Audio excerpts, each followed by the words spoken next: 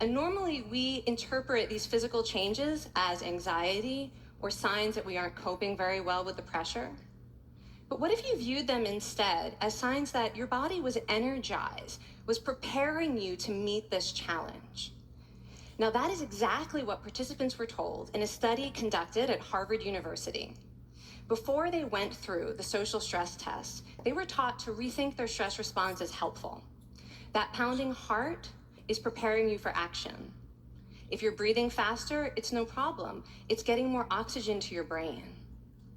And participants who learned to view the stress response as helpful for their performance, well, they were less stressed out, less anxious, more confident. But the most fascinating finding to me was how their physical stress response changed. Now, in a typical stress response, your heart rate goes up and your blood vessels constrict like this. And this is one of the reasons that chronic stress is sometimes associated with cardiovascular disease. It's not really healthy to be in this state all the time.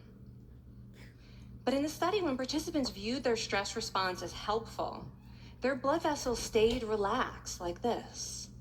Their heart was still pounding, but this is a much healthier cardiovascular profile. It actually looks a lot like what happens in moments of joy and courage. Over a lifetime of stressful experiences, this one biological change could be the difference between a stress-induced heart attack at age 50 and living well into your 90s. And this is really what the new science of stress reveals, that how you think about stress matters. So my goal as a health psychologist has changed. I no longer want to get rid of your stress. I want to make you better at stress. And we just did a little intervention. If you raised your hand and said you'd had a lot of stress in the last year, we could have saved your life.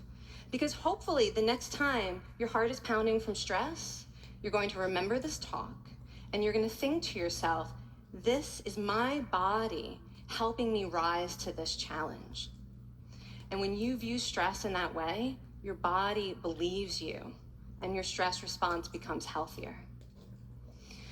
Now, I said I have over a decade of demonizing stress to redeem myself from. So we are going to do one more intervention. I want to tell you about one of the most underappreciated aspects of the stress response. And the idea is this: stress makes you social. To understand this side of stress, we need to talk about a hormone, oxytocin. And I know oxytocin has already gotten as much hype as a hormone can get. It even has its own cute nickname, the cuddle hormone, because it's released when you hug someone. But this is a very small part of what oxytocin is involved in. Oxytocin is a neurohormone.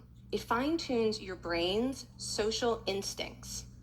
It primes you to do things that strengthen close relationships. Oxytocin makes you crave physical contact with your friends and family. It enhances your empathy. It even makes you more willing to help and support the people you care about. Some people have even suggested we should snort oxytocin to become more compassionate and caring. But here's what most people don't understand about oxytocin. It's a stress hormone. Your pituitary gland pumps this stuff out as part of the stress response. It's as much a part of your stress response as the adrenaline that makes your heart pound. And when oxytocin is released in the stress response, it is motivating you to seek support. Your biological stress response is nudging you to tell someone how you feel instead of bottling it up. Your stress response wants to make sure you notice when someone else in your life is struggling so that you can support each other. When life is difficult, your stress response wants you to be surrounded by people who care about you. Okay, so how is knowing this side of stress going to make you healthier? Well, oxytocin doesn't only act on your brain, it also acts on your body. And one of its main roles in your body is to protect your cardiovascular system from the effects of stress. It's a natural anti-inflammatory. It also helps your blood vessels stay relaxed during stress. But my favorite effect on the body is actually on the heart. Your heart has receptors for this hormone.